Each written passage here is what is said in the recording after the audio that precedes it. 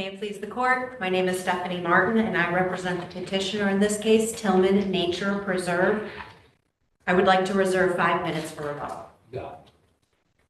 We appear today before this court to request that the lower court's order that required joinder of additional parties in this quiet title action be overturned. The 3 parties specifically that the lower court required to join are Mr. and Mrs. Tilman and the late Edna Poscher.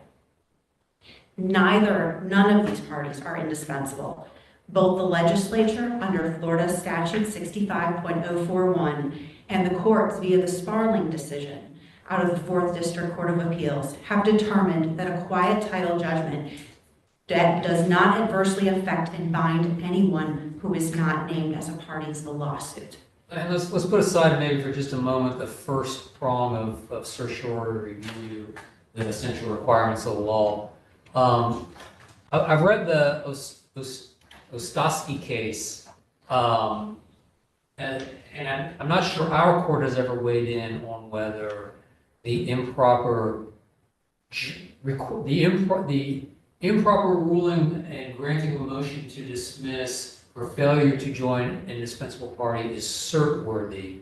The 5th seems to hold as much. The 3rd's got this older case, although it's interesting that the Kerms case dismisses a cert petition because the denial of a motion to dismiss for failure to join an indispensable party isn't cert-worthy. So that's kind of an interesting ripple. But can you walk me through kind of the best argument for how this is a situation where you've got material injury for the remainder of the case and it can't be corrected on post-judgment appeal? I've got some intuitive thoughts on that, but I'd like to hear y'all's thoughts. Sure, thank you, Your Honor. And first of all, it's both the Ostosky case and the Barkin case that stand for the proposition that certiorari is proper where there is an order based on failure to join indispensable parties. Can we talk about Ostosky for just a second? Sure. Because I read that case, and I think my read was that it was an altogether different set of circumstances where the trial court compelled the joinder of parties plaintiff. And the basis for the exercise of jurisdiction, if I read the opinion correctly, was the trial court, the appellate court's conclusion that the trial court has absolutely no authority to order any non-party over whom it lacks in personal jurisdiction to become a party plaintiff, which is a lot different than making the Tilmans parties defendant in a case where the Tilmans Corporation is the party plaintiff.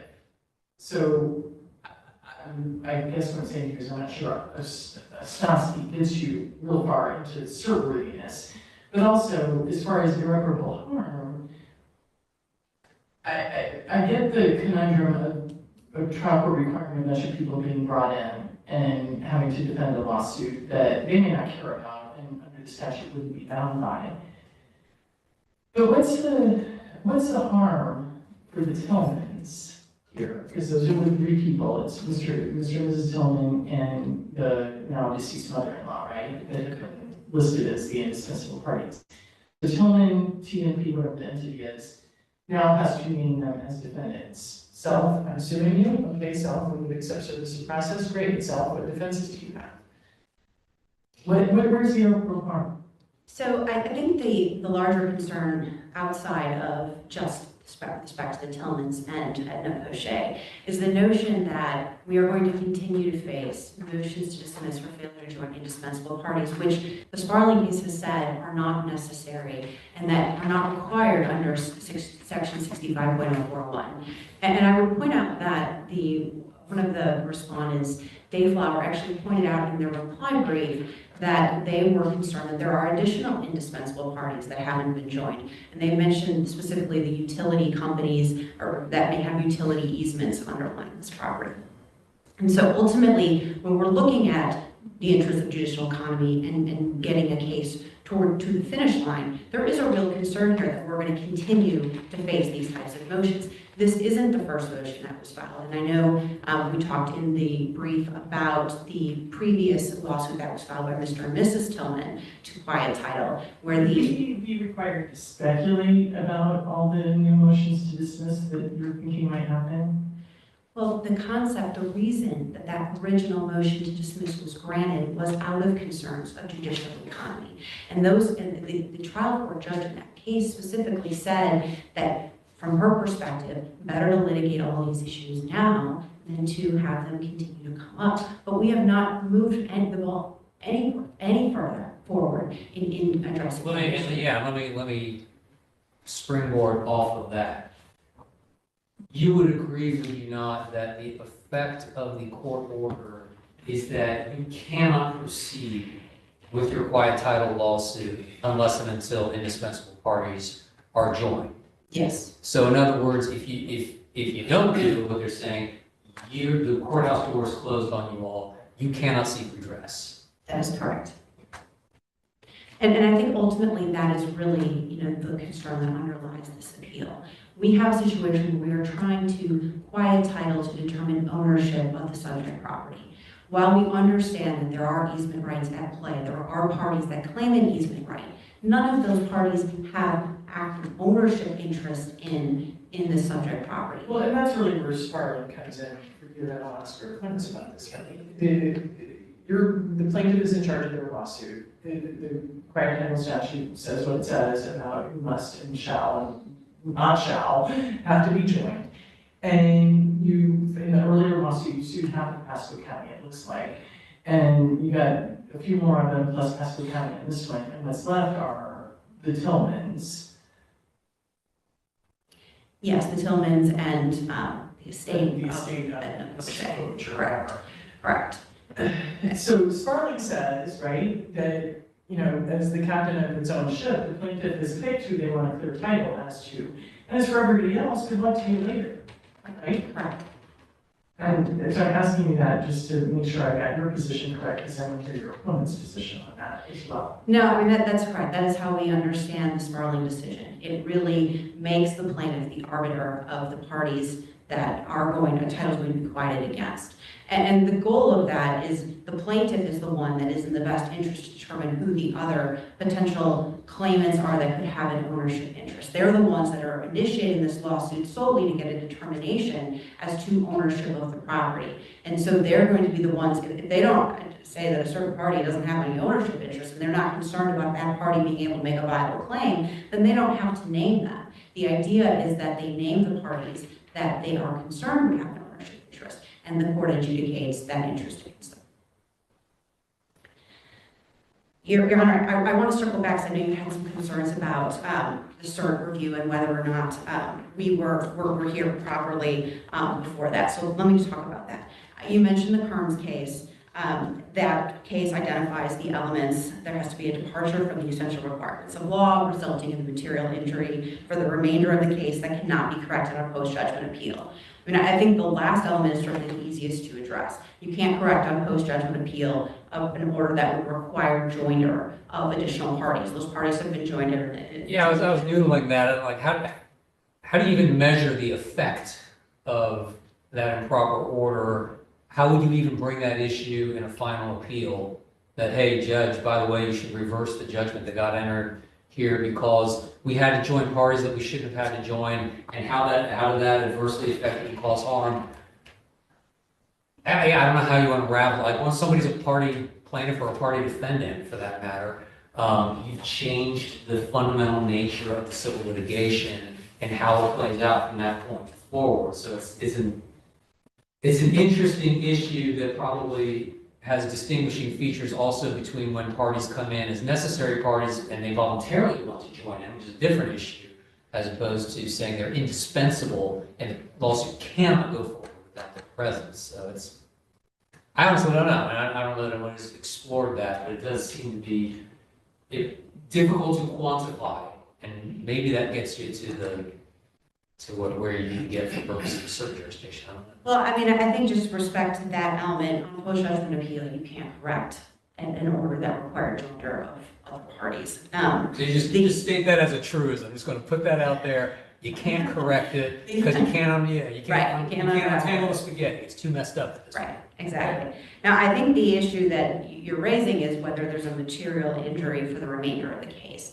And I think this kind of relates also to Judge LeBrett's concerns with respect to joinder of the Tilmans, there are, as a practical matter, real costs involved in litigation. Time, attorney's fees, expenses, if you represent yourself, then trying to educate yourself. So we're going to focus it from Tilman Nature Preserve LLC's point of view, not necessarily from Tilman individually. Well, I mean, it's both, right? With respect to Tilman Nature Preserve, they have another party that's added to the lawsuit that could raise defenses or could litigate against them, and so it definitely adds time and expense. It's unlikely under these circumstances, but it's certainly in theory possible. Yeah. Yes, it is absolutely possible. And so the court in Kerms said that was sufficient, that was the material injury, and that checked that box, that met that second element of the test for cert review.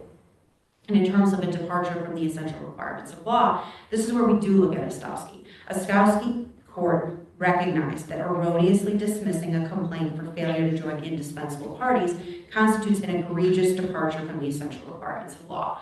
And I understand that Ostowski factually was a little bit of a reverse situation because you were looking at adding party plaintiff, but the ultimate concept that principle of law stands. And Ostowski was so far as to say not only were these people not indispensable, they weren't even proper, they weren't even necessary. So I mean, it is a kind of extreme example. It is, but I would also direct the court's attention to the Barcat case and certainly to the Kerms case that in terms of kind of considering these elements.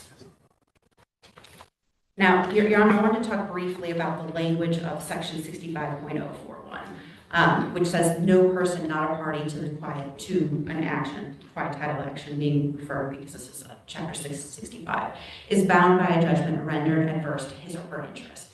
I think this is really where the rubber meets the road in this case. If you are not a party to a quiet title lawsuit, then the judgment that's entered against it, to the extent it would be adverse to you, does not affect you. And so when we're talking about issues of indispensability and whether parties must be joined in order for a case to proceed forward, we're looking at this within the lens of the reality that if they're not joined, their interests aren't adjudicated and aren't affected. And this is really important. A number of the cases that we cited in our brief kind of talk about this relationship between indispensability and between the idea that a judgment would be binding on them. And ultimately, for a party to be indispensable, it means that the case cannot be adjudicated without their participation in the case. But if ultimately the judgment, if they don't participate, the judgment can't bind them, then they're not necessary, they're not indispensable. And that really is the point that Sparling made. I think it's interesting, Sparling's treatment of previous precedent addressing quiet title, addressing quiet title actually. Go back to the Florida Land Rock Phosphate Company case back in, I believe it was 1905. We have situations, that case, and there was also the Gibson case, which Sparling discussed, that talk about a much broader standard for what was an indispensable party at that time. And certainly these cases that I mentioned predate 65.041, and they also predate the prior version of 65.041 that the respondent Dayflower mentions in its brief. And I think it's important that the rule that those cases espouse, that was discussed in Sparling, is that all persons materially and directly interested, either legally or beneficially in the subject matter of a suit, must be made parties. So this is a very, very broad standard. And so in response to the arguments about that standard, the Appellate in the Sparling case made the argument that with respect to 65.041, a quiet title action without mandatory joinder of all parties who have an interest in the party or who may be affected by the judgment is fine under 65.041. And I think it's worth noting that the Sparling court only reluctantly agreed with that, but they looked at the language of 65.041 and they said, hey, this language changes things. It changes the Gibson rule and the Florida Land Rock Phosphate rule that predated this. It narrows it significantly. And so, and in making that decision, it also referred to the Markley case, which is out of the second district. In that case, the second district rejected the argument that a quiet title action based on a tax deed was defective because of failure to join indispensable parties. Now, for Markley said it may be that other persons may still have an interest in the property, which has not been quieted as against their claim, but this did not preclude the trial court from proceeding to final judgment against the appellate's interest, if any, in the property. And I think the Markley case is, again, exactly what we are essentially seeking. In this case, there may be other parties with interest. In this case, the only interest that the Tilmans and the late Edna Poscher would have had would have been an interest via easement.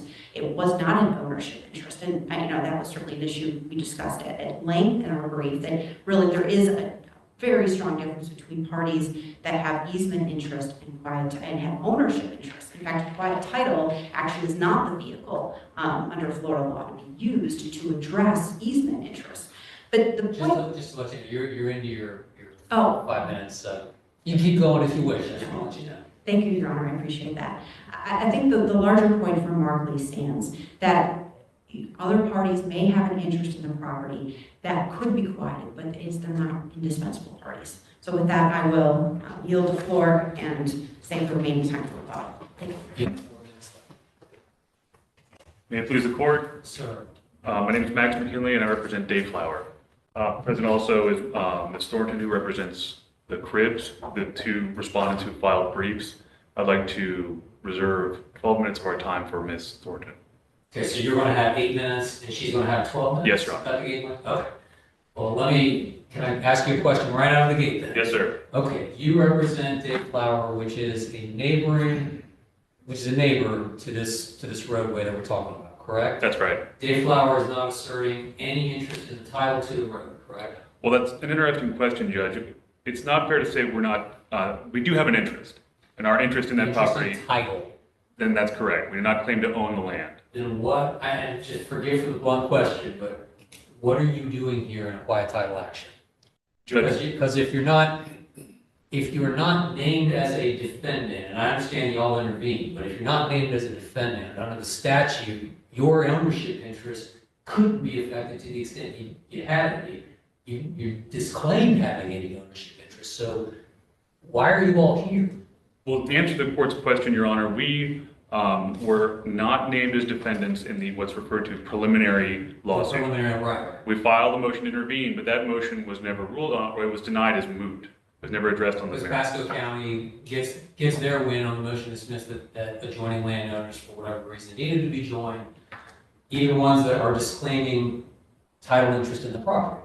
That's right, Judge. And that order goes on to list and enumerate who those folks are. It also mentions, I think, in 2 places that the pursuant to agreement of the parties.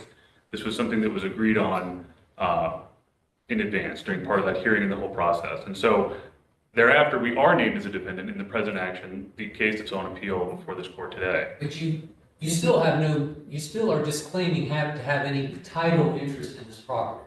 That's So right. you're here because Pasco County convinced the trial court in the preliminary action that although all the adjoining landowners are indispensable if they have an easement interest. Here we are. You disclaimed having any title interest. How are we then now making the argument that, well, we're here along for the ride, but also the Tilmans and the estate now, I'm not going to try to even say her last name, I'll butcher it, but these folks, they're also indispensable. What's the basis of the I guess it's not a standing issue, but it's certainly an open question to me how anyone is raising any of these claims when no one is claiming title. In fact, the Tilmans expressly granted title to the LLC. Judge, to answer that question, I'd point out that the basis of the identification of those parties was not anyone who has an interest or an easement, as the court said. It's the neighboring parcels, because this property at issue is a roadway. Yeah. And so it's not that anyone has an easement or any other ownership interest. It's the neighboring, parcels adjoining. What else is there? I mean, it's access or it's fee ownership, or license or fee. What else is there that you could possibly be claiming to have an interest in this quiet title action, unless it's access, easement, access, license, or some kind of ownership? But you disclaimed ownership. Now you're telling me, well, we recognize that they're not really adjudicating easement. So what else is there? Well, Judge, I mean, to clarify the court's question about disavowing ownership, we have not filed a responsive pleading to the plaintiff's complaint. We filed a motion to dismiss, which was granted. We never were actually allowed into the preliminary action because the motion to intervene was ruled as moot.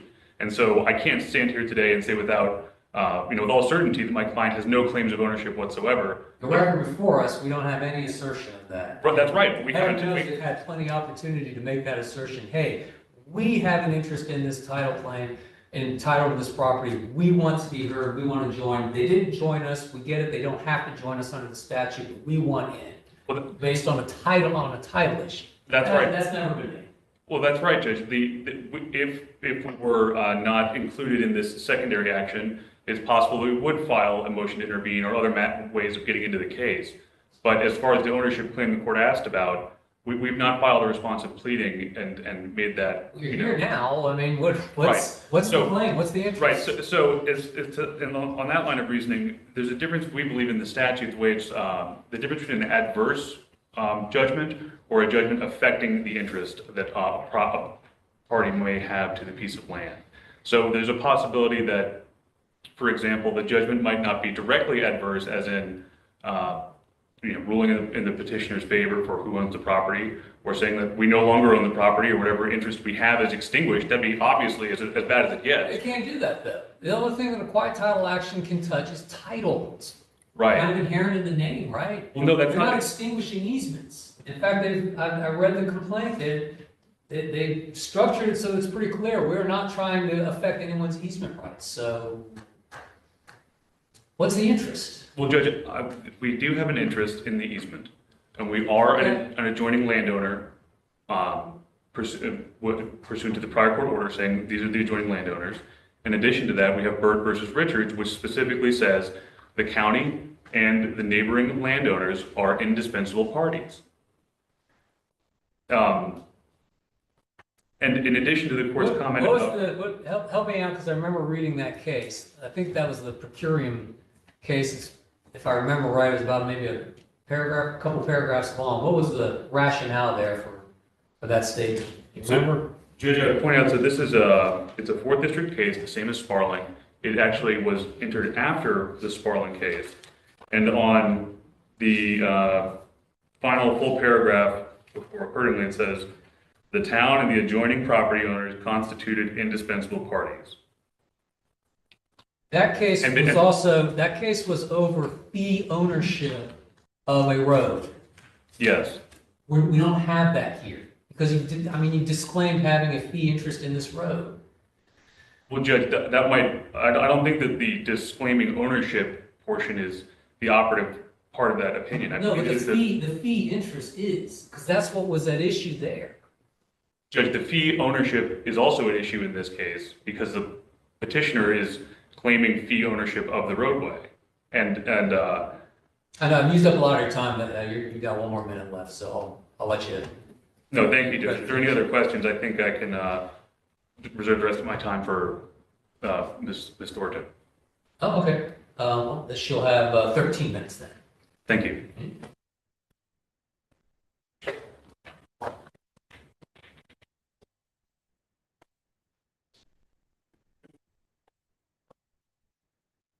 Good morning, may it please the court.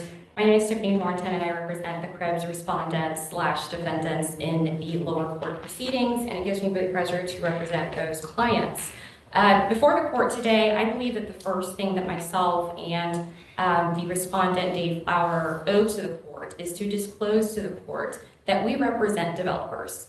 We represent two very different types of developers. My clients own a 10-acre parcel that is located at the corner of Sandy Lane and a government roadway, so private versus government. And the other respondent represents an entity that has a very large parcel with contemplated developments. There are only glimpses, unfortunately, in the record to give the court insight into the practical concerns of this matter, which are in fact the reasons which we rise for our clients. I'd say a little more than glimpses, but you're right, it's not fully developed, but it comes through. Yes, Your Honor. And one of the main locations that we see that is cited within Respondent Dave Flower's brief. They include a quote from one of the lower court hearings wherein there was a colloquy with the plaintiff, Mr. Tilman, who is the main person behind the entity of Tilman Nature Preserve, making some comments regarding the size of Dayflower's development and the contemplated traffic. So the exigence of this case yields from there. Therefore, the practical concern in us rising on behalf of our clients is that if we are foreclosed from the courthouse, there will then be representations about who owns this roadway. And so hypothetically, if the petitioner were able Do either of your clients have a title interest in this roadway?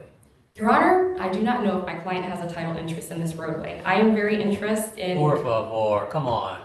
As an officer of the court, can you tell me, standing here today, whether your clients have claimed or intend to claim a title interest in this subject parcel, one we've got the nice little color map of in the briefing, that shows essentially it's a road? Your Honor, candidly, I don't believe I can, but I am more than happy to shed light on the reasons as to why. At this time, I will disclose that we have about 3 to 5 theories of the actual chain of title for this roadway, and one of them yields a possibility that each of the adjacent landowners may own their parcels out to the center of the roadway. That is one theory. Why are you just now hearing this for the first time on oral argument? Your Honor, because I wish to disclose it to the court today. However, in terms of our procedural posture, my client has not had a pleading to respond to. My clients were... Well, what of your friend's argument that good news, had your clients not been, had they not been so eager to join the fray, their interest would not have been foreclosed by the quiet title action? Your Honor, with respect to the background of the proceedings, my clients were joined in via a prior title holder. So originally it was the Hobson defendants who were named, and the record indicates in their discussions regarding the phraseology of the order to delineate who all the adjacent landowners were, they listed the Hobsons. There was speculation as to whether Mrs. Cribbs still owned the roadway, and they appeared to seek to conclude that she had sold it or somehow had divested herself of her interest. So nevertheless, the Hobsons were named. And then when the 2023 court action was filed, wherein Tilman Nature Preserve was the plaintiff, it was the first amended complaint in that proceeding that corrected it to name my clients. So help me out. Your clients may have, you're telling me that you are now disclosing your clients might have a title interest in this. What of the 3 folks that were here before today, the Tilmans and the estate of Ms. DeBosch? I'm not even going to try. Because that's the discrete issue here. Your client has no interest in whether or not they are indispensable parties to this lawsuit, whether the lawsuit can go forward without their presence. Your Honor, under the theory I just shared with the court regarding the potential that the adjacent landowners owned or should own based on chain of title, the parcels up to the center of the roadway, that would mean all of the adjacent landowners, and so those entities may. Is there anything in the record that supports what we're now being told is your theory of the case? Is there anything? No, Your Honor, there would not be. But I do wish to be clear that the reason is because there aren't true responsive pleadings to the cause, or else there would be affirmative defenses and things of that nature to lay it forth, and same would also be explored. Just cutting to the chase, though, what difference does it make to your clients whether Mr. and Mrs. Tilman and the estate of Ms. Bush, pronunciation unknown, what difference does it make to the Cribbs? Your Honor, that is partially, if not fully delineated in some of the transcript from the lower court's hearings, particularly from the earlier proceeding, the one wherein the Pasco County went through their argument with regard to Burt, yes, but also engaged in a conversation with the trial court about Pasco County's interest in the proceedings. Therein, the legal counsel on behalf of Pasco County stated that the county had an interest in knowing who had ingress and egress rights, and from their perspective, right? And the county's in here, right? The county's just waiting for the appeal to get over with. Yes, Your Honor. So the only indications And that the only time your clients in the county's interests intersect is when you try to go get your development permit before or after you and Dayflower make your deal on making the parcel big enough, right? Your Honor, my client and Dayflower are not in privity. I do wish to clarify that for the court. We have two very separate parcels. Both of you march off to Pasco County to get development permits, and the question Pasco County is going to have is what are the access situation. And so ultimately, Pasco County is in the case, nobody's challenging that, they're in, they're staying in. Isn't that what Pasco County is supposed to do here? And I think that's what Bert suggests, isn't it? Yes, Your Honor, I would agree. However, the indications of counsel. But then why do we need everybody else? Your Honor, I wish to clarify further that point because in fact, I do agree with the panel. However, the indications of the counsel in that proceeding was that they were looking to a full conclusion, going off of the Burt holding to include all of the adjacent landowners so that they would have an ability to determine who had ingress and egress rights. The way that affects my clients, what I want to ensure the panel is aware of, is that my clients don't have, so to speak, an inverse right. And neither. Talking about that, but that's not part of the lawsuit. And the way the complaint is framed is to avoid the resolution of easements for dealing with quieting the title. Your Honor, I would agree, but I would wish to introduce that perspective wherein the possibility that the Pasco County attorney and also that we join in wish to avoid is that, and I believe that that judge mentioned it in that hearing, that we're back here in 2030. Because the reality, if the holding of the court reverses and the remainder defendants or a number of defendants are dropped from the cause, is that my clients can't do the inverse. And specifically what I mean by that is that my clients can't file a cause of action to essentially consent, for example, to the relief requested by the petitioner. My clients would not be able to file a quiet title action to seek clarity that, for instance, the petitioner is the owner of the roadway. That level of clarity can be had if there are indispensable parties to this proceeding. And I do want to ensure I raise. So maybe should we join all of Pasco County to the case? No, Your Honor. Honor. Have an interest in this, and Pasco County is already here. Florida goes back 20 years. Should everybody, in the past 20 years in the ownership, should they all be indispensable parties? And what about the utilities? I mean, we got utilities in there. We got probably local governments that have some easements running there. They're all indispensable parties. Every quiet title action, you got to bring in every adjoining landowner, every municipality that has an easement. Might as well bring in the ASPCA to take care of the feral cats. I mean, what are we supposed to do with this? Your Honor, I don't believe that should be done, and I wish to be clear about that. My clients don't either. We believe that the Burt holding is instructive. We actually believe also that Markley and the Dunn holding that's cited to in Sparling are instructive as well, because that is actually what the Burt court did in 3rd DCA in 1989. They said, stop there. You have the adjacent landowners, you have the town to represent the citizens at large. No one else. Exactly, the town to represent the citizens at large, and we have that. Yes, Your Honor, with respect to the citizens who are not the adjacent landowners. And I do want to take just a brief moment to discuss the Sparling ruling, just to point out to the court that we do take a different reading of Sparling than that which is put forth by the petitioner. With regard to Sparling, Sparling does not make a declaration that there can be no indispensable parties in quiet title actions. The party in question, Mr. Urbanek, was alleged to have committed fraud and forgery with respect to some prior instruments. I believe the Sparling court in this ruling is very instructive there as to the analysis. They looked at the role of that party. They looked at. Wait. Let's stick to the very bottom line that I think Judge Pearson wrote here.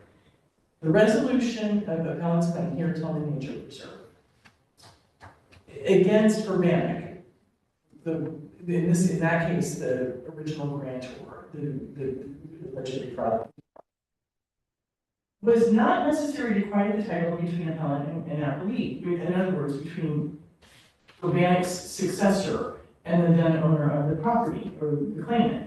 So how is that different? That is distinct because the court endorsed the lower court evaluating that party and reaching its decision. That is distinct from reading 6504.1 to include permissive language. If we compare that provision of the statute to, for instance, the tax deed section of the statute that was reviewed in Markley, or to separate provisions of the statute such as not necessarily that statute, but the declaratory actions that are in Chapter 86, as this very court ruled in the Century National Insurance versus France court 2 years ago, where there is the phrase may or some permissive signal within the statute itself, then there is permissibility as to those party defendants, and then there's not indispensability of parties. That is distinct from what we have in 65041, which doesn't give us the may or the shall or any of those phrases that provide a signal that the legislature intended for there to be options, for there to be permissibility. So it is our position that to implement a holding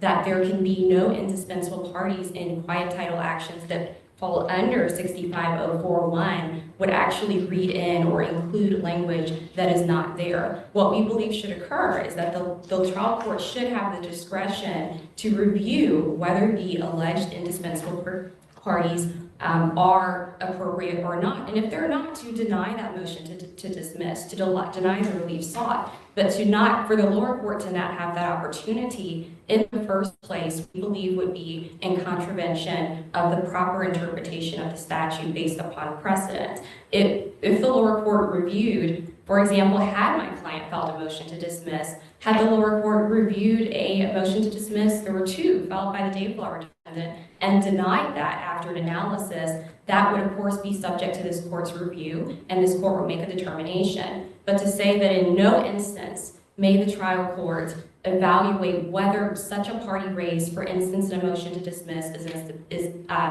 as to be an indispensable party, would not read with the statute and with the interpretation of that as well as related statutes. As to the particular... You're at your time. Thank you, Your Honor.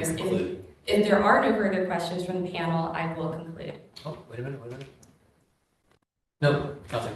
Thank you. Thank you, Your Honor.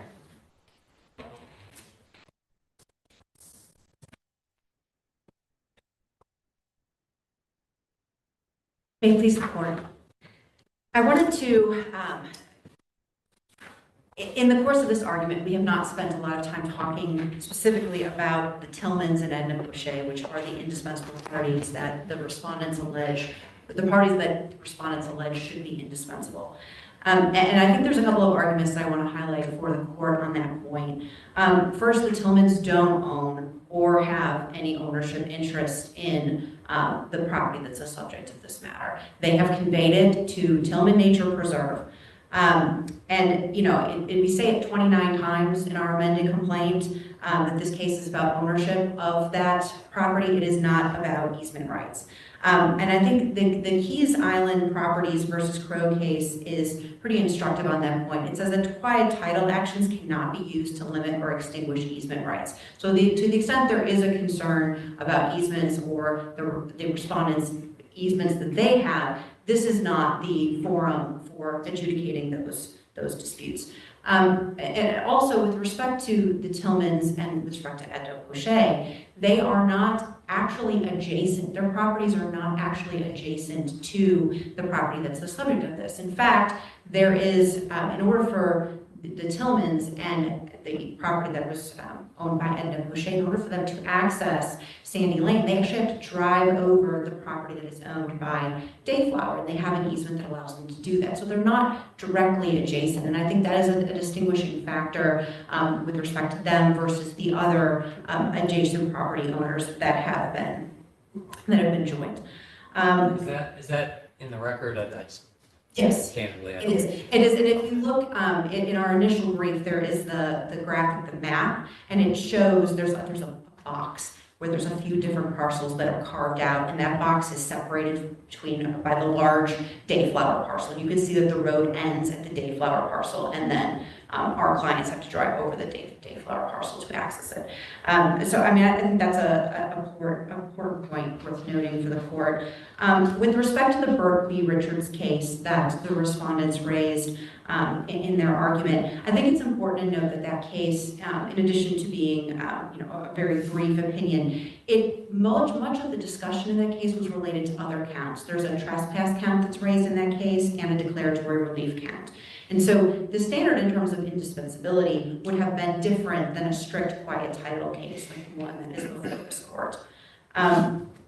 And then finally, with respect to the Century National Insurance Company versus a France case, again, this is distinguishable because this case was a declaratory relief case.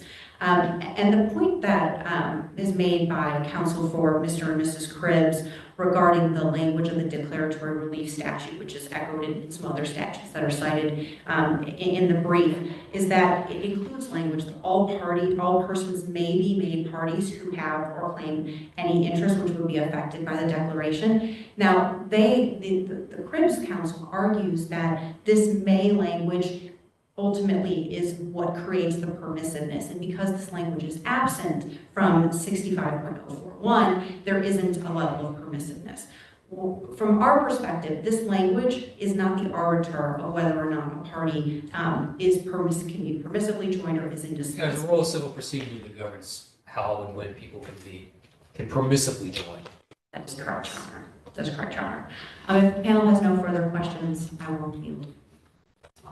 Thank you all. We're going to take a short 10-minute recess and we'll call our last case, which will be Scheller versus Turow, Inc. All rise.